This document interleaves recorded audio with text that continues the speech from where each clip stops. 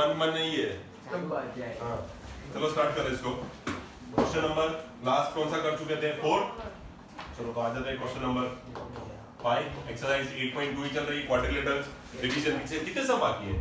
3। आज खत्म कर देते हैं ये एक्सरसाइज, जान छूटे। चलो रारी do the honour please. In a parallelogram ABCD. Figure दिया हुआ नहीं है ना? दिया है। तो दे दो मुझे 2 मिनट में दे देता हूँ वापस, है ना? इसको बोलना पड़ेगा भाई, ये हमारी लेडी गब्बर को बोलना पड़े। फोटो पे एक पची नाखिया ABCD पैरेललोग्राम दिया है और उसमें से एक डायगोनल है और 2 लाइंस बनाई है जो कि आपस में पैरेलल दिख रही है और है भी नहीं है नहीं है सर। तो अपने कर देंगे। F घबराने P Q E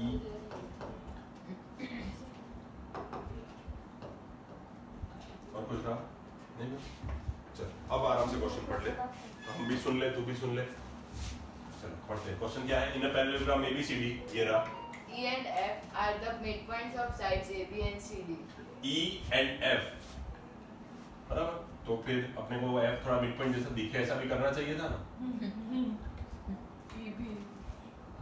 E तो चलो फिर भी दिख रहा है, वो तो हम फिर भी मान लेंगे। और ये इरेजर भाई अपने मोड में नहीं है।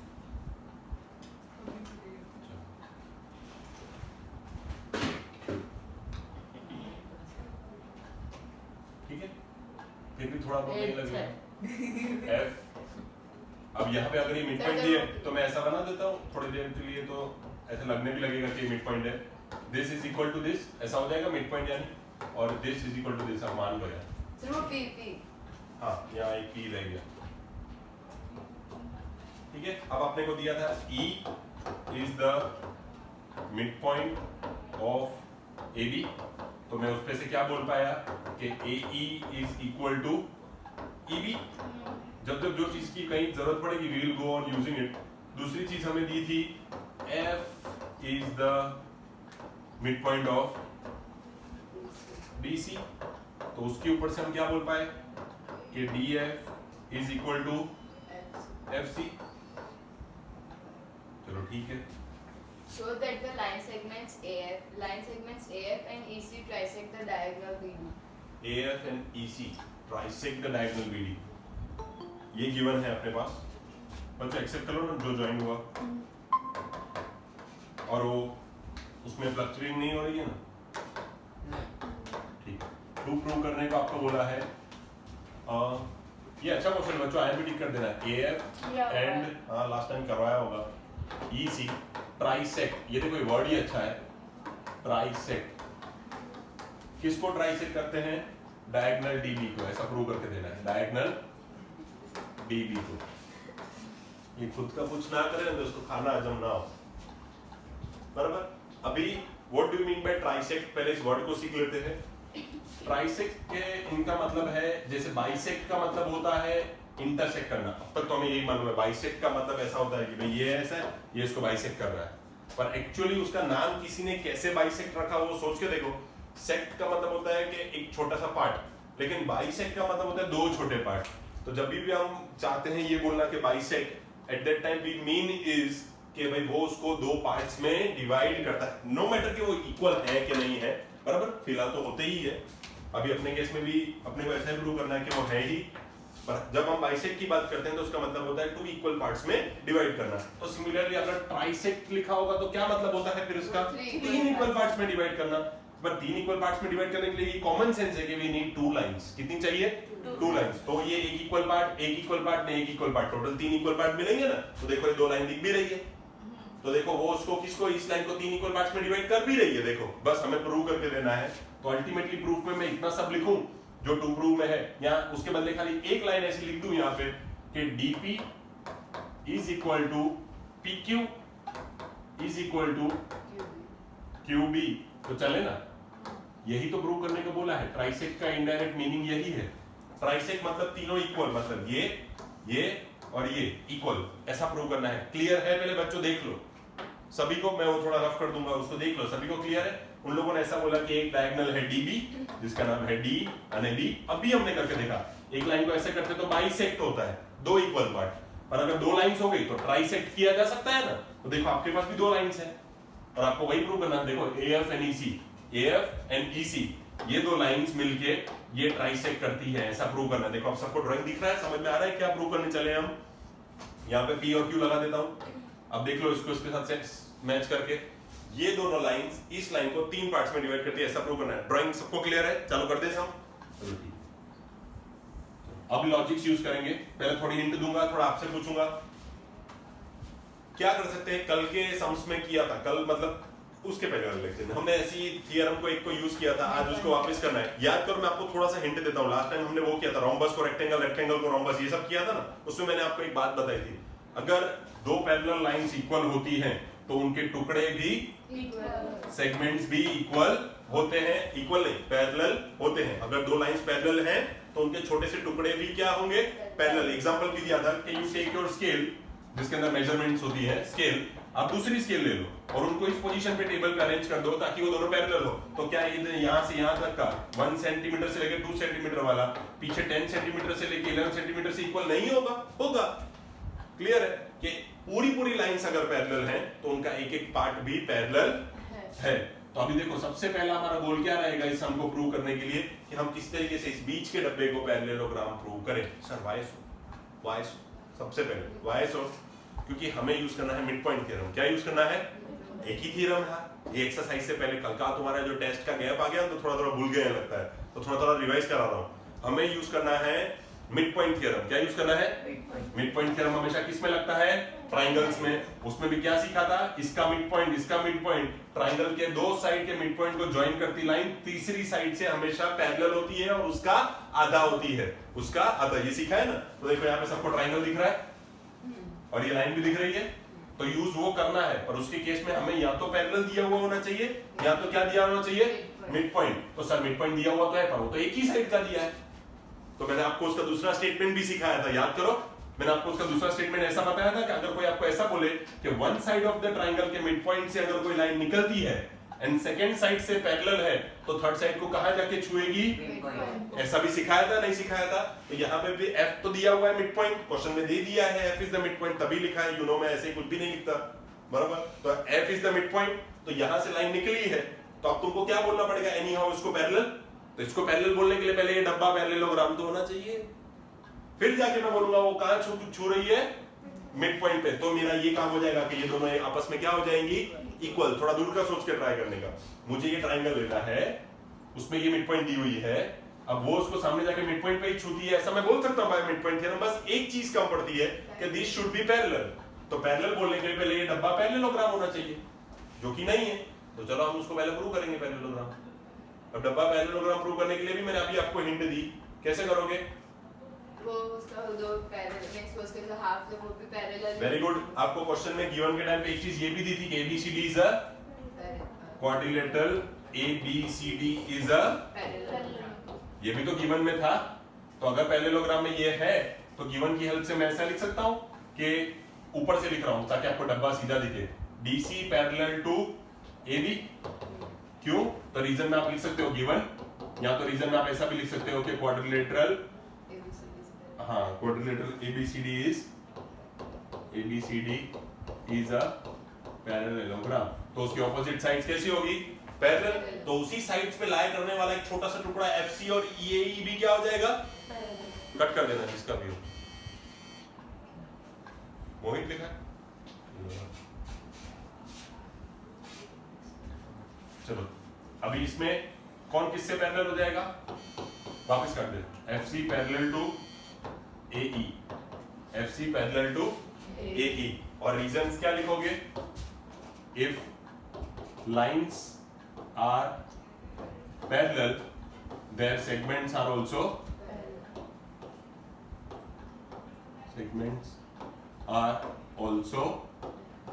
पैरेलल। क्लियर है बच्चों? अब ये दोनों पैरेलल हो गई तो अगर एक ऑपोजिट साइड्स, एक pair of opposite side parallel होती है तो उस क्वाड्रिलेटरल को क्या बोला जाता है? क्या बोला जाता है? तो मैं इस पूरे डब्बे को क्या बोल सकता हूं? जस्ट बिकॉज ये वाली साइड इससे पैरेलल हो गई। क्लियर दिख रहा है? पहले ड्राइंग तो रफ कर दो, ठीक है। देयरफॉर क्वाड्रिलेटरल क्या नाम देंगे? FCEA। FCEA इज अ, तो अगर ये पैरेललोग्राम है तो बाय डिफॉल्ट सामने वाली साइड भी क्या हो गई? पैरेलल। तो कौन सी साइड है? FA parallel to C। Therefore FA will be parallel to C। CE। इसी की वजह से तो कुछ लिखने की जरूरत नहीं है, जस्ट उसके ऊपर का ही स्टेप है, तो we don't need to mention anything. अब वो हो गया। अब हमें कंसीडर करने हैं ट्राइंगल्स। अब हमें क्या कंसीडर करना है? ये एक पार्ट खत्म हो गया सम का। नाउ कंसीडर ट्राइंगल, कंसीडर यहां पे लिख देना। Now consider triangle. कौन सा वाला ट्राइंगल कंसीडर करेंगे? ये वाला। Triangle DQC।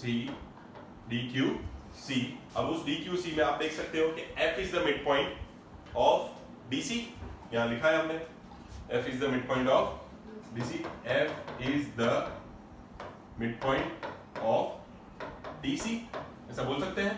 और दूसरी बात, FP is parallel to CQ and FP is parallel to CQ। कोई पूछेगा कैसे, तो रीजन बाद में लिख देना। पूरी पैरेलल है तो आधी भी पैरेलल है। यहां से अगर चाहो तो इसको ऐसा लिख दो और इधर लिख दो फ्रॉम 1, या तो अगर फ्रॉम 1 नहीं लिखना तो पीछे ये ब्रैकेट में लिख दो, तुम्हारी choice.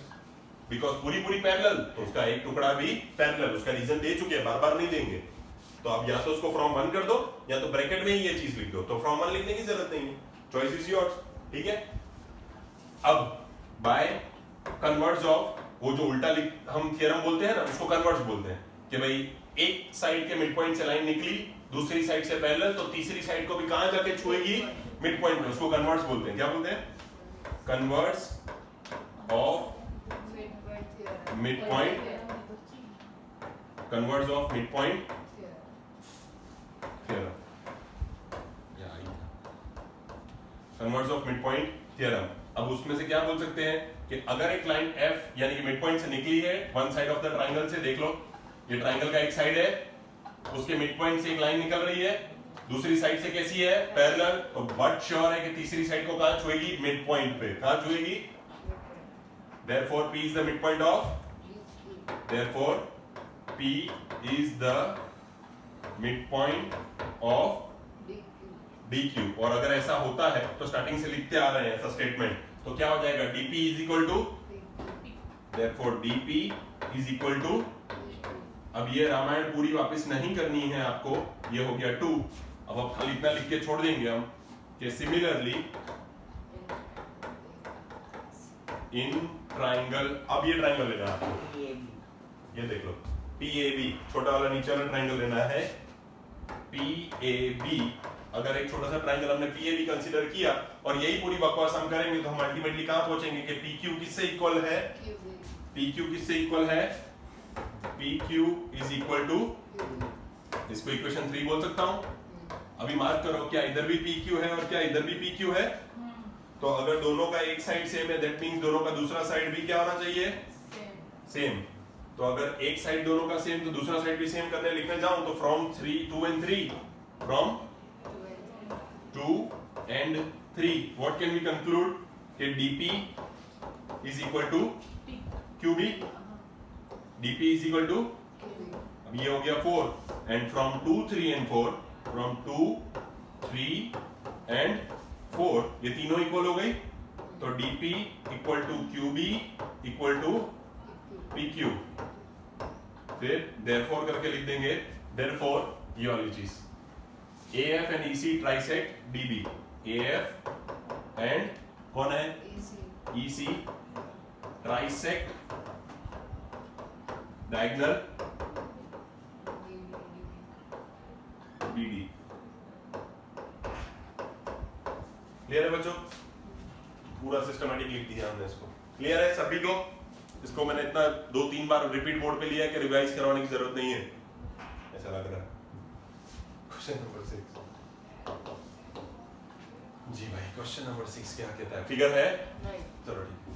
Show that the line segments joining the midpoints of the opposite sides of a quadrilateral bisect each other. So that the line segments joining the opposite side of the quadrilateral. तो पहले let us make one quadrilateral. A, B, C, B. Parallelogram भी नहीं है, इसके mid points चलो P Q R S। अभी क्या show that so that the line segment joining the midpoints of the opposite sides of a quadrilateral bisect each other। तो opposite sides कौन कौन है इसमें? DC और ये कौन सा है?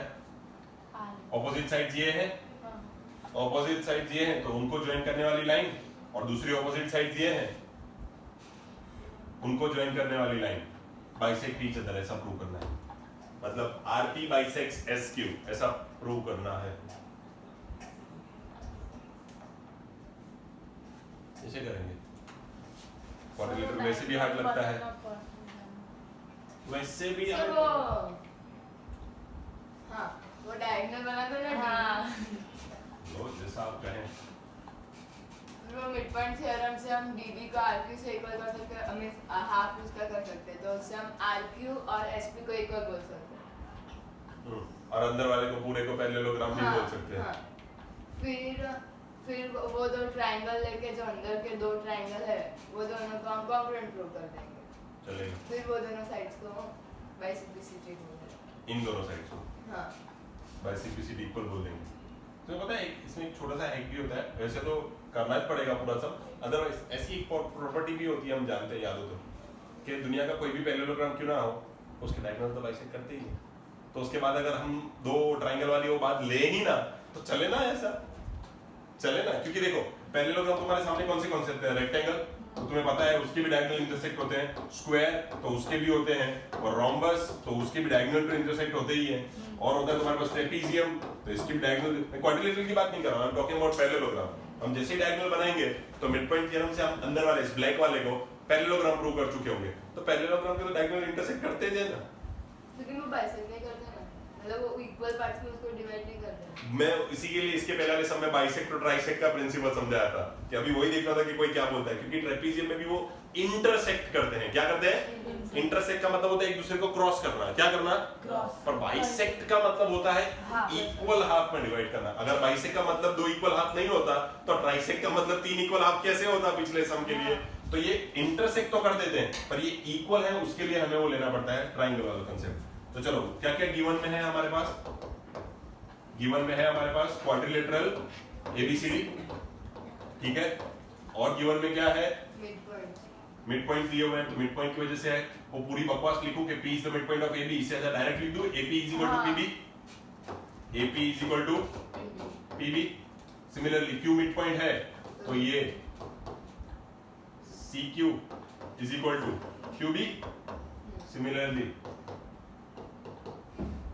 DR is equal to RC, and last but not the least कौन है? DS is equal to SA, ये दिया हुआ है हमें, ठीक है, और टू प्रूव है डायगोनल बाइसेक्ट ईच अदर। तो डायगोनल बाइसेक्ट ईच अदर का कोई भी एक साइड कर देंगे तो चलेगा ना, सिमिलरली हो जाएगा, तो उसको कुछ नाम दे देते हैं। क्या नाम देना है? तो हमें प्रूव करना है RO किसी तरीके से इक्वल है OP से, ऐसा आपको प्रूव करके देना है। नहीं तो एक लाइन करूंगा तो फिर इससे सिमिलर लगेगा, तो प्रूव करके देना है RO is equal to OP।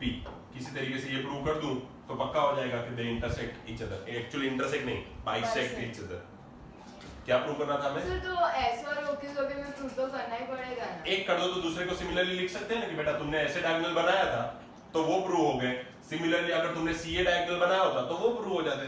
तो लिखना तो है पर पूरा प्रूव करने थोड़ी बैठना है। क्लियर है कि नहीं है? ठीक है, चलो अभी स्टार्ट करते हैं प्रूफ से, स्टेप बाय स्टेप। चलो आप भी बताते जाओ, मैं लिखता जाता हूँ, गाइड करते जाओ। कैसे लिखोगे? सबसे पहला क्या था? ड्रॉ या तो कंस्ट्रक्ट डायगोनल, कंस्ट्रक्ट डायगोनल। मेरे साथ साथ बोलते जाओ तो होता जाएगा, मतलब आप बताते जाओ तो मैं लिखता जाता हूँ, तो आपको प्रैक्टिस भी होती जाएगी। लो BD कर दिया। अब पहले खुद देखो उसमें ट्रायंगल सभी को दिखने चाहिए। बच्चों देखो ऐसे ट्रायंगल दिख रहे हैं सभी को, जिसके बीच में ऐसा हो, सभी को दिख रहा है, तो वो सबको दिखना चाहिए तो कुछ बोल पाओगे। अब कोई भी एक ट्रायंगल कंसीडर कर लो, ऐसा ही नीचे भी एक है, चॉइस तुम्हारी है, कोई भी रैंडमली एक पिक कर लो। ऊपर चलो तो क्या लिखेंगे आप नेक्स्ट? इन ट्राइंगल DCB, चलो ऐसे DCB, हाँ क्या करना है DCB का? by applying midpoint theorem. By applying Midpoint theorem. by applying MPT लिख दो, मिड पॉइंट थियरम। तो आपको क्या मिल जाएगा? RQ is parallel to DB, RQ is parallel to, बच्चों ये पैरेलल वाला लिखना जरूरी है, नहीं तो पैरेललोग्राम नहीं बोल पाओगे। और फिर लिखना कि RQ is half of DB। Equations को नाम अपनी मन मर्जी से दे सकते हो आप, मैं अभी सोच रहा हूँ ज्यादा सिंपलीफाइड रखने के लिए 1 2 3 4 देता ही चलेंगे।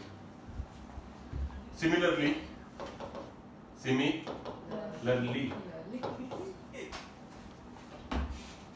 in triangle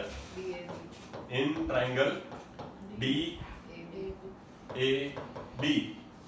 same by applying midpoint theorem, तो हमें क्या मिलेगा?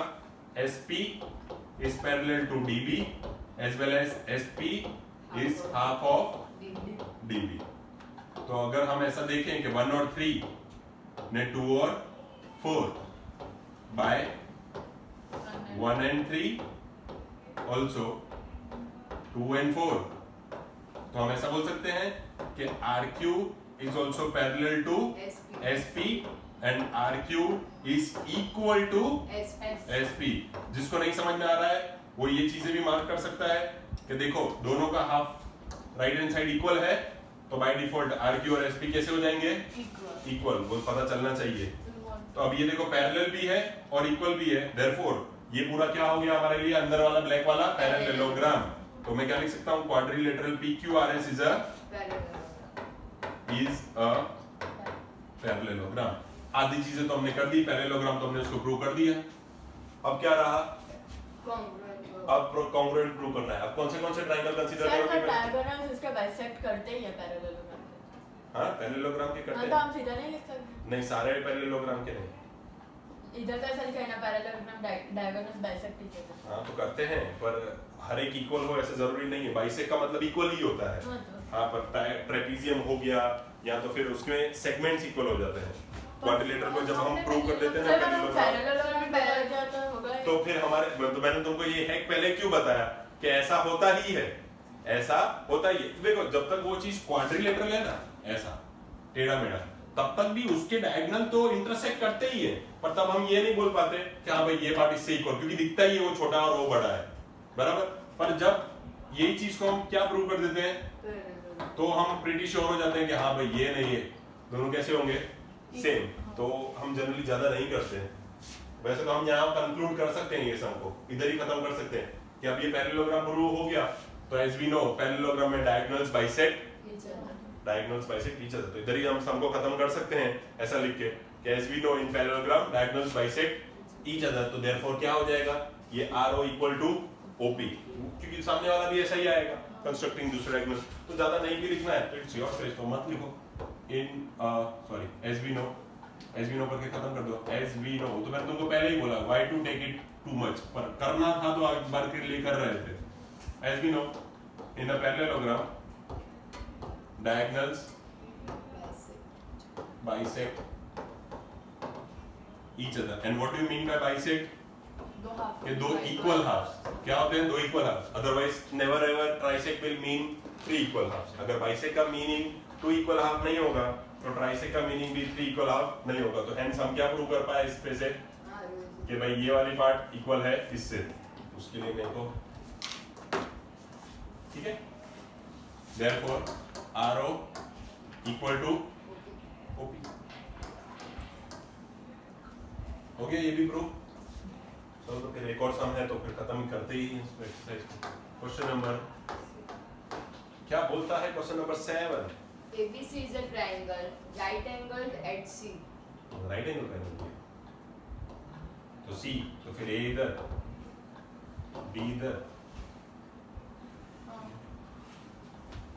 A line through the midpoint M of hypotenuse AB. Hypotenuse AB का मिड है M, जो बना दिया। And parallel to BC intersect AC at D. BC से पैरेलल एक लाइन M से आती है जो इंटरसेक्ट करती है AC को at D. D. Show that D is the midpoint of AC. D is the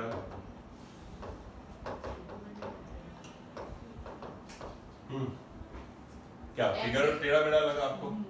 हाँ, वो ऑप्शन देता हूँ मैं आपको। चलो second, MD is perpendicular to AC. MD is perpendicular to AC.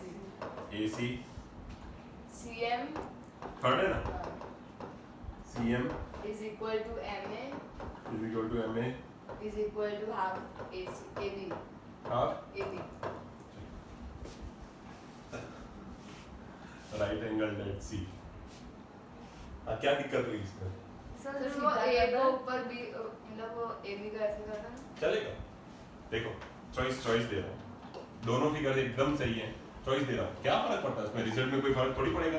देखो C इधर होता है, हमें पता है we can only follow any single order, either go clockwise और गो एंटी क्लॉकवाइज, बट आप इसका ऑर्डर चेंज कर नहीं सकते। ABC तो ACB नहीं होना चाहिए, वो ABC पढ़ा जाना चाहिए। तो आप इधर देख लो, C था तो आई स्टार्टेड फ्रॉम हियर कि भाई यहाँ मेरी काउंट खत्म होती है, आई प्रिफर्ड एंटी क्लॉकवाइज, भाई ABC। अगर आपको ऐसा नहीं समझ में आता है तो यू कैन प्रिफर कि भाई यहाँ साइकिल खत्म हो, now I want to go clockwise, तो आपके लिए A कहाँ आ जाएगा ऊपर और B कहाँ आ जाएगा नीचे। स्टिल देखो थोड़ी घनी देर तक तो बातें सेम ही रहेगी कि मिड पॉइंट कौन है M, पर जब बात आएगी कि भाई BC से, ये देखो BC से पैरेलल लाइन बनानी है, तो अब आपकी BC यहाँ है तो इससे पैरेलल लाइन आपको यहाँ दिखेगी, बराबर, और वो जाके छूती है AC को कहाँ पे? D में। तो फिगर ये बनाओ कि ये बनाओ, कोई फर्क नहीं पड़ता, ठीक है। वो आपको क्यों इजी लगता है पता है? क्योंकि आपने अब तक मिड पॉइंट थ्योरम ऐसे ही देखे हैं, आपने मिड पॉइंट थ्योरम अब तक ऐसे ही देखे हैं ना, ऐसा, तो इसीलिए वो इजी लगता है। पर मैंने ये फिगर बनाया क्योंकि मुझे आपको एक चीज और दिखानी है, वो भी बोल दूंगा तो मजा नहीं आएगा, इधर लिख के रख देता हूँ, बस ऐसे कुछ लिख के रख दिया मैंने, मैं आपको बाद में बताऊँ, उसके लिए ये फिगर अच्छा लगता है। चलो हम उसी के थ्रू डील करेंगे, आपको वो समझ में आया ना, उसी में डील करेंगे, उसमें इसमें कुछ चीज देखनी इजी पड़ेगी। चलो स्टार्ट करते हैं। कैसे करेंगे बच्चों? सारी गिवन चीजें दे दी है इन लोगों ने, अब हमें करना है D is the midpoint of AC। कैसे करोगे? वही मिडपॉइंट थ्योरम, सीधा हम कैसे लिखेंगे? इन ट्राइंगल ABC, क्या लिखेंगे? In triangle ABC M is the midpoint of AB, midpoint of M is parallel, देर है ना, आराम से हो जाएगा सब। M is the midpoint of AB और parallel to CB, and MD is parallel to BC। कैसे? गिवन में ही है, गिवन में दिया हुआ है, therefore by converse of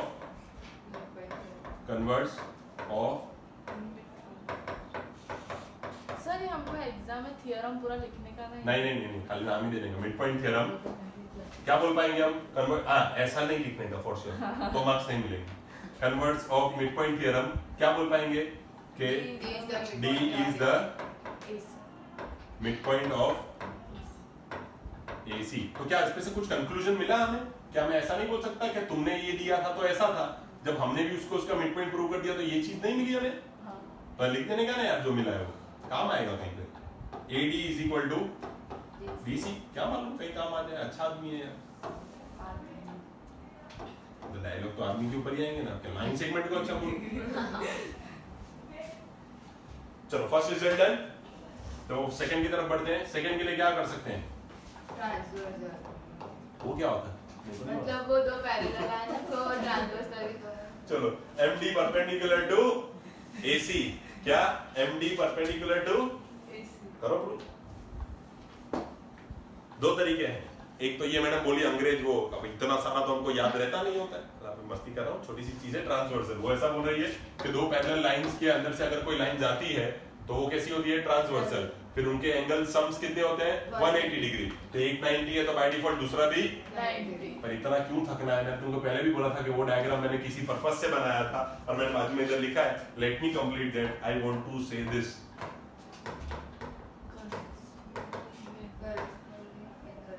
अब करस्पॉन्डिंग एंगल्स कोई इसमें देखने को बोलेगा तो टफ लगेगा, लेकिन यहाँ देखो, आरंट दिस करस्पॉन्डिंग एंगल? वही तेरी ट्रांसवर्सल वाली बात हुई ना, पर मैं क्यों इतना खींचूं?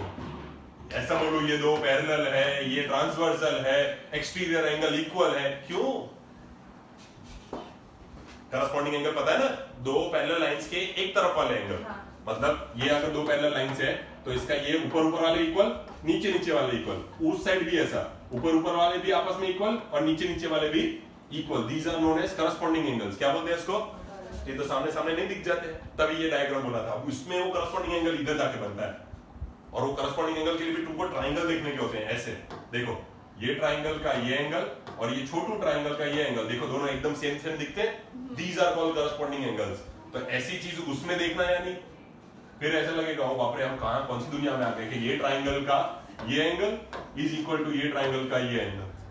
तभी मैं वो ड्राइंग से थोड़ा दूर रख रहा था आपको, लेकिन वो मिड पॉइंट के लिए नजरिए से सही भी है।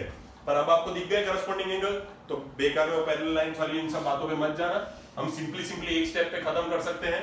कैसे बता सकते हैं हम लोग इसमें? यहां से देख लो या यहां से देख लो, तुम्हारी मर्जी। MD और BC दोनों कैसे हैं? पैरेलल। तो MD is parallel to BC। तो हम क्या बोल सकते हैं? एंगल BCA, बड़े ट्राइंगल का एंगल पहले पूरा BCA, एंगल BC उसको उस तरफ रखेंगे। चलो, angle BCA will be equal to कौन सा वाला एंगल? MDA। MD, अब इसका एंगल कितना है? 90। तो ये भी कितना हो गया? MDA। और अगर MDA 90 हो गया तो मैं ऐसा बोल सकता हूं कि MD is perpendicular to AC। बोल सकते हैं? Therefore MD is perpendicular to, हो गया सेकंड भी। थर्ड की बात करें, तभी सो नहीं जाना, थोड़ा ही बाकी है। थर्ड की बात करें तो थर्ड में क्या है? CM is equal to MA is equal to half of AB। CM is equal to MA तो half of AB दिख ही रहा है, दिया हुआ ये। अब बस तुमको कहीं से CM दिख रहा है ड्राइंग में? नहीं, बनाना। CM दिख रहा है ड्राइंग में, जो प्रूव करने को बोला है, तो क्या करना पड़ेगा? बनाना। बस फिर वो सब देखो वहां पे जस्टिफाई करना होता है। ज्वाइन सबसे पहले तो क्या करेंगे? चीफ मिनिस्टर को ज्वाइन कर देंगे हम। अब आपको ऐसा बोला है प्रूव करके, तो ये वाला CM पूरे AB का हाफ है। प्रैक्टिकली दिख भी रहा है कि है भी, पर कैसे? सिंपल सी बात है, ये इसका हाफ तो है ही, गिवन में दिया हुआ है। बस आपको किस तरीके से AM और CM को इक्वल कर देना है। क्या करना है? तो दो ट्राइंगल नहीं दिख रहे? कौन से ट्राइंगल है? इन ट्राइंगल ADM, ऊपर ये छोटा ट्राइंगल कौन सा है? ADM, और नीचे DCM। क्लियर है दोनों को? ADM दोनों को नहीं, दोनों ट्राइंगल। एंड ट्राइंगल MDC लिख दूं? MDC, ADM और CDM लिखना चाहिए था, नहीं अच्छा लगता। CDM, ठीक है, ऑर्डर फॉलो किया दिखता है।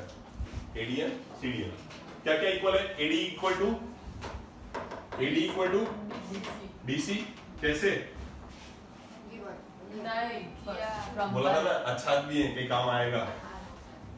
फ्रॉम, एहसान भूल रहे नहीं है ऐसे किसी के, बराबर। दूसरा एंगल कौन सा? ADM is equal to CDM। Angle ADM equal to angle CDM।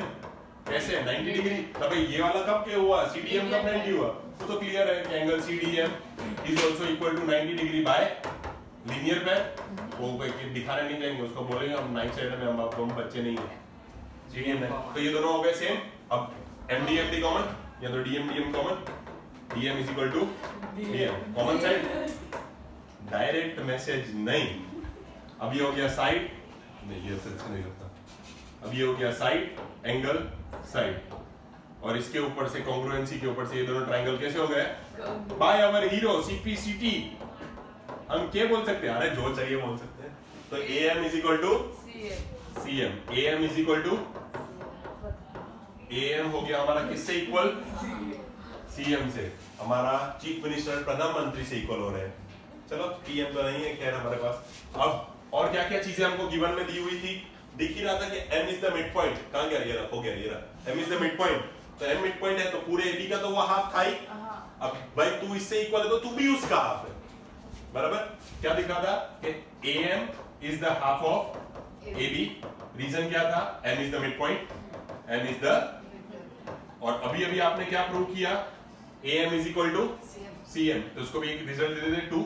तो यहाँ पे AM के बदले में क्या लिख देता हूं? CM is equal to half of, जाने में जाती हो तो हाफ ऑफ AB फ्रॉम 2। तो हम ऐसे लिख सकते हैं therefore AM equal to CM equal to half of हो गया खत्म एक्सरसाइज भी और लेक्चर भी